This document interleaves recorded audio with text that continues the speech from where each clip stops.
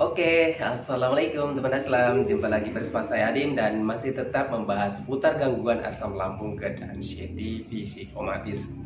Oke, seperti biasa ya teman-teman, di season kali ini saya akan kembali menjawab pertanyaan teman-teman yang ada di kolom komentar.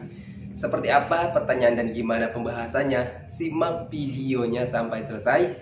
Jangan skip agar kalian mengerti, agar kalian paham. Kalau misalkan kalian mengerti, kalian paham, insya Allah teman-teman ya, kalian akan bisa lebih mudah menangani setiap sensasi dari gangguan asam lambung GERD anxiety psoriasis. Karena untuk gangguan asam lambung GERD anxiety psoriasis ini butuh pengertian, butuh pemahaman. Kalau misalkan kalian mengerti, kalian paham, insya Allah teman-teman ya, bisa lebih mudah kalian menanganinya. Dan buat teman-teman yang mau bertanya tentang seputaran gangguan asam lambung GERD anxiety psoriasis, alangkah lebih baiknya kalian simak dulu video-video saya yang terlebih dahulu, karena saya itu sudah banyak sekali upload video tentang seputaran gangguan asam lambung GERD anxiety psoriasis dari berbagai macam sensasi dan gimana cara menangani setiap sensasi yang hadir. Videonya sudah ada teman-teman, silahkan kalian simak saja, cek saja profil saya, klik bagian video ataupun bagian reel, kalian sesuaikan saja videonya dengan apa yang sedang kalian rasakan, sensasi apa yang sedang kalian rasakan gitu. Karena di akun saya sudah lengkap pembahasannya teman-teman ya, ataupun kalian bisa menyamakan ataupun apa ya, intinya kalian sesuaikan saja sensasi videonya dengan sensasi yang sedang kalian rasakan gitu teman-teman. Dan kalau misalkan kaliannya mengerti, kaliannya paham ya teman-teman, insya Allah kalian itu akan bisa lebih mudah menangani setiap sensasinya. Karena untuk gangguan asam lambung GERD anxiety psoriasis ini sensasinya banyak sekali teman-teman, dari ujung kaki sampai ujung rambut itu ada aja sensasinya. Tapi kalau misalkan kaliannya belum mengerti nih, belum paham, itu bisa menjadi kecemasan yang berlebihan buat kalian. Nah, tetapi kalau misalkan kaliannya mengerti, kaliannya paham, insya Allah teman-teman ya, bisa mengurangi rasa cemas kalian, rasa takut kalian terhadap sensasi-sensasi yang sedang kalian rasakan gitu ya. Ini mohon maaf teman-teman, saya buat videonya agak malam ya. Kalau misalkan gambarnya kurang jelas ataupun audionya agak terganggu, agak bergemuruh gitu ya teman-teman ya. Karena kalau misalkan siang itu saya nggak sempet ya. Terus juga kalau misalkan sore pulang kerja itu tadi mau bikin video, mau jawab pertanyaan teman-teman, ya cuacanya mendung, nggak keburu juga teman-teman ya. Oke, kembali lagi ke pembahasannya ya teman-teman ya. Pertanyaan pertama, Bang, pernah nggak ngerasain sensasi badan goyang-goyang seperti mau pingsan, penglihatan seperti buram? Pernah teman-teman, bahkan ini saya pernah di awal-awal sensasi saya awal-awalnya begini teman-teman ya. Itu badan itu bergoyang ya, terus juga penglihatan buram, terus seperti mau pingsan. Itu saya waktu awal-awal itu diperiksa klinik. Yang awalnya itu enggak seperti mau pingsan, sebenarnya sensasi asam lambung biasa aja gitu teman-temannya, seperti mual, begah, kembung, dan itu saya rasakan sudah 1 minggu. Setelah 1 minggu itu saya ke klinik ya teman-temannya untuk memeriksakan ya, untuk berobat lah intinya gitu. Saya ingin tahu berobat. Pas berobat, nah di klinik itu disuntik teman-teman. Setelah disuntik itu saya adanya trauma teman-temannya, adanya trauma terhadap sensasi seperti mau mati gitu teman-temannya. Di situ awal-awal saya itu terkena anxiety ya, itu awal-awalnya teman-temannya. Saya itu ada sensasi yang seperti mau mati teman-temannya, sensasinya pokoknya waktu itu ya nggak bisa diceritakan lah pokoknya. Nah pas juga seperti udah di ujung lah gitu teman-teman ya. Nah di situ awal-awal saya itu mengalami trauma terhadap sensasi seperti mau mati gitu ya dulu pernah teman-teman. Dan sensasi ini menjadi trauma dan ketakutan bagi saya teman-temannya. Dan ketika ada sensasi di tubuh saya, walaupun sensasinya sekecil apapun, sedikit gitu teman-temannya, karena adanya trauma saya awal-awal terkena gangguan asam seperti mau mati. Nah itu sensasi sekecil apapun saya perbesar teman-temannya, jangan-jangan ini bener nih, hari ini saya jadi mati gitu teman-temannya. Nah jadi untuk pengalaman saya pribadi saat terkena gangguan asam lambung itu dihinggapi anxiety-nya, yaitu waktu itu teman-temannya, waktu sensasi di awal-awal seperti mengalami mau mati. Saya merasakan sensasi yang mau mati itu setelah habis suntik ya teman-temannya, mungkin suntik lambung mungkin teman-temannya di bagian tangan disuntiknya. Nah di situ saya awal-awal traumanya teman-temannya, kesini makin banyak ketakutan gitu teman-teman. Karena kenapa saya makin kesini makin banyak ketakutan, karena saya itu selalu searching di internet gitu teman-temannya. Nah itu yang membuat saya makin trauma, makin takut, makin cemas gitu, dengan sensasi-sensasi yang saya rasakan, dengan penyakit yang saya rasakan. Padahal sebenarnya di awal-awal saya sebelum disuntik waktu itu teman-teman, dan sebelum saya mengenali yang namanya searching internet, itu nggak terkena trauma teman-temannya. Saya itu waktu itu dari 1 minggu itu cuma mual, muntah, pusing, ya, terus kembung, begah gitu teman-temannya, terus sering BAB-nya mencret gitu, terus juga kesini itu ya, itu ada sensasi di bagian perut sebelah kiri gitu, bagian rusuk gitu. Itu yang saya rasakan teman-teman ya. Nah untuk badan goyang seperti mau pingsan itu sebenarnya keseimbangan tubuh kita itu terganggu teman-teman ya. Keseimbangan tubuh terganggu karena masih kurangnya asupan untuk tubuh gitu ya, dampak dari pencernaan yang belum membaik gitu ya, belum sembuh. Kalau misalkan teman-teman mengalami seperti itu, kalau misalkan teman-teman masih berobat ya kalian berobat, dan kalau misalkan sudah tidak berobat ya kalian cukupi dari makan, dari minumnya ya. Jadi keseimbangan tubuh terganggu itu dari kurangnya asupan nutrisi vitamin gizi untuk tubuh kita gitu ya. Mungkin teman-teman ini masih banyak yang mantang gitu ya, terus juga makannya belum terpenuhi, minumnya belum terpenuhi, terus juga istirahat malamnya belum terpenuhi, terus kebutuhan untuk olahraganya belum terpenuhi gitu teman-teman ya. Karena olahraga juga penting teman-teman ya. Kalian harus mengusahakan itu jalan kaki minimal 15 menit, dan kalau misalkan belum bisa ya berapa menit aja bisanya gitu teman-teman. Intinya diusahakan latihan ya. Terus penanganannya begini teman-teman ya, kalau misalkan keseimbangan tubuh kalian itu terganggu dari kurangnya asupan nutrisi vitamin gizi, intinya dari kebutuhan untuk tubuh kaliannya belum terpenuhi. Caranya penuhi ya teman-temannya kebutuhan untuk tubuh kaliannya, dari mulai makan, minum ya, terus istirahat malam, terus juga usahakan sering ngemil. Karena ini pengalaman saya teman-temannya, orang yang terkena gangguan asam GERD anxiety itu butuh banyak nutrisi vitamin gizi gitu. Terus dijaga juga stresnya gitu teman-teman ya. Yang kedua itu biasanya efek stres ataupun anxiety gitu. Jadi energi yang ada itu terkuras teman-teman ya. Energi yang kita energi yang dari makanan yang kita konsumsi itu, walaupun misalkan nih teman-teman itu pencernaannya sudah membaik, bang saya itu makannya sudah banyak loh, terus sensasi di bagian perutnya sudah nyaman loh, terus juga makanan pantrangan sudah dimakan juga gitu teman-teman, sudah nyaman lah, sudah baik-baik saja lah untuk di pencernaan gitu. Tetapi teman-teman itu sering mengalami yang namanya stres gitu ya. Misalkan teman-teman itu minggu kemarin itu masih stres memikirkan tentang penyakit, tentang sensasi, tentang keadaan, tentang penderitaan gitu.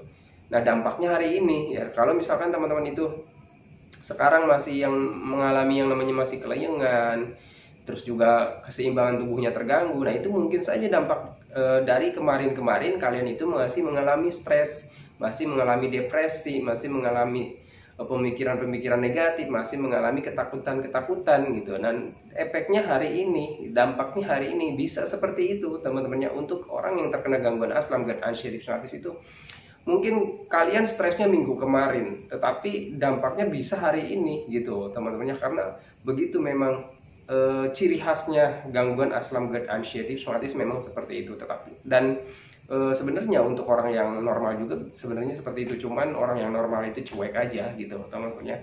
Gitu teman-temannya. Jadi kalau misalkan dari stres ya, efek stres ya sudah teman-temannya, jangan terlalu fokus dengan sensasi-sensasi. Kalian belajar cuek aja, belajar masa bodoh aja. Toh kalian itu sudah tahu, kemarin-kemarin saja saya mengalami sensasi seperti ini. Kemarin-kemarin saja saya mengalami yang namanya kelayangan. Kemarin-kemarin saja saya itu mengalami yang namanya sempoyongan gitu teman-teman. Kemarin-kemarin saja saya mengalami pusing ataupun sakit kepala. Tetapi toh sampai detik ini kalian itu masih baik-baik saja. Itu teman-temannya. Tanamkan saja di dalam hati dan pikiran kalian bahwa sensasi yang sedang kalian rasakan saat ini itu tidak berbahaya. Dan memang kenyataannya sensasi asam lambung itu hanya mengganggu saja teman-temannya, hanya mengganggu terhadap produktivitas hidup kita saja. Kita jadi kurang produktivitas, terus juga kita jadi banyak ketakutan. Itu aja sih sebenarnya teman-temannya. Untuk bahaya enggak, dan untuk menyebabkan kematian juga enggak teman-temannya. Kalian harus menyadari ataupun memahami dan ataupun harus percaya bahwa untuk rezeki, jodoh ya teman-temannya, terus juga maut, itu Allah yang tahu teman-teman ya, Allah yang punya. Kalian harus percaya dengan yang namanya takdir gitu teman-teman ya. Jadi jangan terlalu berlebihan, jangan terlalu menghujat diri sendiri intinya gitu teman-temannya, mematok diri sendiri bahwa saya ini mau mati hari ini gitu teman-temannya. Itu nggak akan teman-temannya, kematian hanya Allah yang tahu intinya gitu ya. Jadi jangan terlalu kalian harus percaya deh sama yang namanya takdir ya teman-temannya. Orang yang sakit parah pun kalau misalkan belum takdirnya untuk mati teman-temannya, ya nggak akan mati ya. Bang, kenapa selalu was-was? Itu ciri itulah ciri khasnya anxiety teman-temannya. Orang yang terkena gangguan anxiety disorder itu ya selalu cemas, selalu was-was. Nah, itulah anxiety disorder teman-temannya. Terus gimana cara menanganinya bang? Jangan banyak mikir ya. Anxiety itu kecemasan itu lahirnya dari pikiran ya, dari pikiran-pikiran negatif kita. Ya sudah, kalau misalkan nggak mau cemas, nggak mau was-was, nggak mau gelisah, udah jangan terlalu banyak mikir tentang sensasi ataupun penyakit kalian. Kalau misalkan sudah didiagnosa oleh dokter hanya asam, hanya GERD, ya udah teman-teman ya, jangan terlalu banyak mikir tentang sensasi, tentang penyakit, tentang penderitaan. Kalian harus yakin dan percaya ya. Karena gini deh teman-teman ya, kalian itu menurut saya kalau misalkan kalian itu sudah bisa aktivitas tetapi masih takut nih ya, kalian usahakan latihan teman-teman ya. Was-was itu, gelisah itu dari ketakutan ya. Kalau misalkan kalian terus mengalami ketakutan, ya mau sampai kapan kalian akan mengalami gelisah? Gimana caranya supaya tidak takut? Kalian harus meyakini diri kalian bahwa apa yang sedang kalian rasakan itu efek dari pikiran-pikiran negatif kalian. Kalian latihan jalan-jalan teman-teman, latihan bersosial ya. Jangan terlalu sering di rumah teman-teman ya, jangan terlalu sering di dalam kamar. Itu tidak akan membuat pikiran kalian itu teralihkan ya. Kalau misalkan kalian biasakan keluar terus bersosial, ngobrol ya teman-teman ya. Jadi kalian itu kalau misalkan keluar terus lihat orang ya, orang yang lagi ngobrolnya nih ceria banget nih orang ngobrol, kalian samperin, ikut nimbrung ngobrol supaya energinya itu kalian dapat energi dari orang yang sedang ceria, sedang bahagia, itu kalian dapat energi dari mereka ya. Jadi kaliannya termotivasi, jadi terbawa suasana gitu teman-teman. Beda lagi kalau misalkan kaliannya ada orang nih sedang ngobrol, sedang canda tawa, senda gurau, sedang gembira, bahagia, kalian malah mikirnya enak ya orang itu nggak ngalamin sakit, beda dengan saya itu selalu menderita. Jangan berpikir seperti itu teman-teman ya. Itu saya dulu teman-teman ya, sebelum saya memahami tentang gangguan asam lambung GERD anxiety. Nah, saran saya buat teman-teman itu kalau misalkan ada orang yang lagi ngobrol gembira, sanda tawa, kalian ikut aja nimbrung teman-teman ya. Walaupun kalian itu masih mengalami kecemasan ataupun ada sensasi colak-colek, ataupun kalian ketika ngobrol itu nggak nyaman, kalian paksakan aja latihan teman-teman ya. Karena penyembuhan untuk gangguan kecemasan, gangguan pikiran, gangguan perasaan itu latihannya dengan itu teman-temannya, dengan kita membiasakan kehidupan kita yang dulu gitu teman-teman ya. Pengalaman pribadi saya seperti itu. Bahkan saya dulu di kondisi 75% saya paksakan kerja teman-teman ya. Karena kalau misalkan di tempat kerja itu saya ketemu teman-teman saya, ketemu orang banyak, ngobrol ya teman-teman ya. Jadi terbiasa lama-lama kelamaan. Awal-awal saya juga seperti itu teman-temannya, takut ya, nanti di tempat kerja saya begini, nanti saya begitu, jangan-jangan saya nggak kuat, nanti saya mati gitu. Itu awal-awal pikiran saya juga seperti itu. Tetapi karena keinginan dan tekad saya besar ya, ingin sembuh, ingin lepas dari yang namanya anxiety ataupun kecemasan berlebihan. Saya latihan waktu itu teman-temannya, walaupun di awal-awal memang seperti mau pingsan ya, itu melawan pikiran negatif itu sampai keringat dingin teman-teman ya, melawan pikiran negatif, saya nggak akan apa-apa, saya nggak akan terjadi apa-apa. Walaupun ya memang pikiran kita tetap berisik ya dengan bisikan-bisikan yang aneh gitu teman-temannya, nanti lu begini nih, nanti lu di tempat kerja begini, nanti lu mati nih gitu ya, nanti lu nggak kuat lu nanti kalau misalkan lapar belum jam makan lu gimana nanti lu gitu. Itu pikiran berisik saya itu.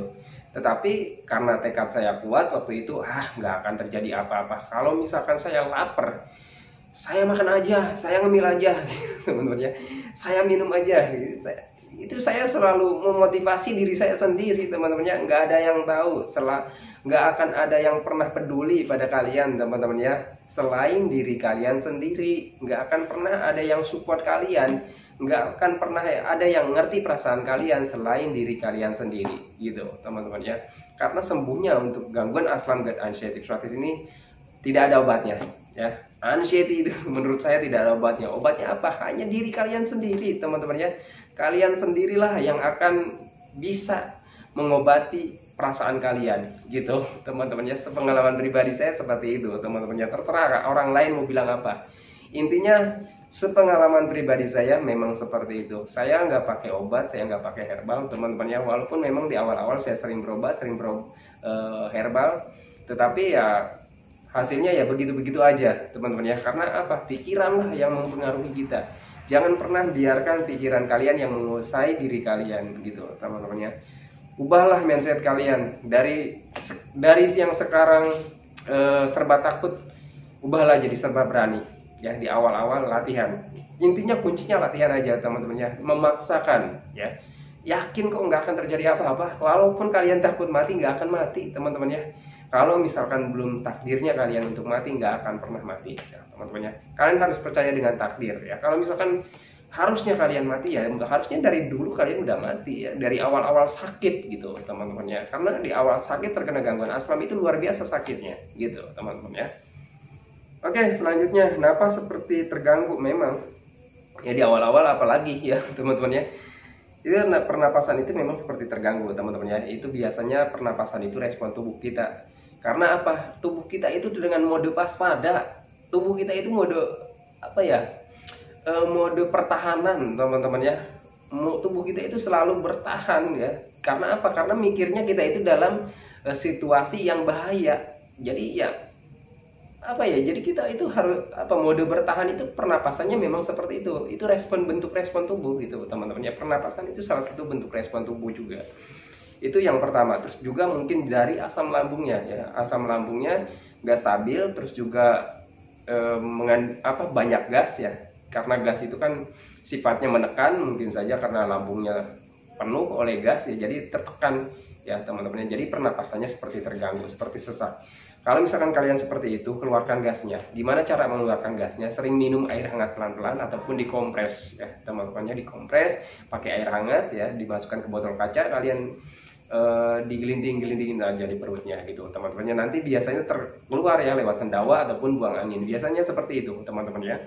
Jadi kalau misalkan pernapasan seperti terganggu, seperti sesak, seperti napas kurang plong ya teman-temannya, kalian ambil napasnya pelan-pelan aja, ataupun kalian ambil pernapasannya dari perut ya, pernapasan perut. Jadi jangan terlalu mengandalkan pernapasan ini ya, paru gitu teman-teman. Jadi pernapasan perut aja. Coba kalian cek aja di YouTube pernapasan perut seperti apa gitu ya.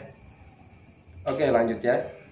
4. Jarang kambuh. Apakah mau sembuh? Bener ya, kalau misalkan teman-teman itu sudah jarang kambuh ya berarti memang mau sembuh. Kadang orang yang terkena gangguan asam gut anxiety disorder itu jarang menyadari ke sana teman-teman ya. Jarang menyadari dirinya sendiri ya. Jadi terlalu fokus dengan yang namanya penyakit, sensasi, hingga kalian itu tidak menyadari bahwa kalian itu sebenarnya sudah mulai membaik gitu teman-teman ya. Kalau misalkan sensasinya dari jarang kambuh ya sudah teman-temannya, kalian nikmati saja hari-hari kalian yang sudah mulai nyaman gitu teman-teman ya. Jangan selalu flashback ke zaman kalian masih parah. Jangan selalu mengingat-ingat tentang sensasi, tentang penyakit. Jangan selalu mengingat, oh iya saya itu sedang sakit ya, kenapa saya jalan-jalan gitu. Jangan seperti itu. Kalau misalkan kalian itu sudah membaik, sudah merasa nyaman, ya udah nikmati saja hari kalian, nikmati saja kebahagiaan kalian, nikmati saja kenyamanan kalian. Jangan pernah kalian mengingat-ingat tentang sensasi, tentang saya itu sedang sakit gitu ya. Fokus aja dengan kebahagiaan kalian. Oke ya, lanjut. Tapi bang, kenapa tiap malam kebangun sering pipis? Ya, kalau kebangun sering pipis itu ya gini teman-temannya, ketika kita mau pengen pipis ya teman-temannya, ketika kandung kemih kita itu penuh ya, harus ya berarti harus dibuang, harus dipipis, biar secara otomatis tubuh kita itu merespon gitu teman-teman ya. Saya juga sebenarnya hal yang wajar ya, saya juga seperti itu teman-temannya, walaupun yang orang lain juga sama teman-temannya. Jangan terlalu didramatisir ya, ini kalian cuma masih ada kecemasannya aja gitu teman-temannya. Jadi gini ya, usahakan aja kalau misalkan mau tidur itu jangan terlalu banyak minumnya ya. Minum ya 1 teguk atau 2 teguk aja, jangan sampai 1 gelas gitu ya. Ketika kalian mau tidur nanti ya biasanya akan terbangun di jam 12, di jam 2 biasanya terbangun pengen buang air kecil, biasanya seperti itu. Dan saya yang hari ini pun ya teman-teman, yang saya sudah sembuh itu kalau misalkan saya sebelum tidur itu minum sampai 1 gelas, itu biasanya jam 12 ataupun jam 2 itu bangun pengen buang air kecil teman-temannya. Tetapi kalau misalkan kaliannya sudah sudah bisa rileks, itu cepet tidurnya. Habis pipis tidur ke tempat tidur ya udah tidur gitu teman-temannya. Beda lagi kalau misalkan kondisi kalian masih pikirannya masih kemana-mana ya, bangun pipis terus mau tidur lagi susah, biasanya tidurnya nanti kalau bangun jam 12 bisa-bisa tidur jam 4 gitu teman-temannya. Itu dulu saya ya. Ya teman-temannya, karena ini videonya sudah panjang dan malam juga ya, kasihan orang mau tidur. Saya akhiri teman-temannya videonya. Sebelum saya akhiri, saya doakan buat teman-teman yang belum membaik dari gangguan asam lambung dan anxiety, semoga teman-teman itu cepat membaik, cepat pulih lagi keadaan kalian yang dulu. Entah itu emosinya, kebahagiaannya, keceriaannya, canda tawanya, pokoknya hari-hari kalian yang berwarna itu semoga cepat kembali lagi teman-teman ya. Karena saya yakin kalian itu sangat merindukan hari-hari kalian yang dulu. Dan jangan lupa teman-teman, doakan juga saya agar saya itu tetap sehat, tetap ceria, agar tetap bisa menemani kalian yang belum membaik dari gangguan asam lambung dan anxiety. Oke, saya akhiri teman-teman videonya. Assalamualaikum warahmatullahi wabarakatuh.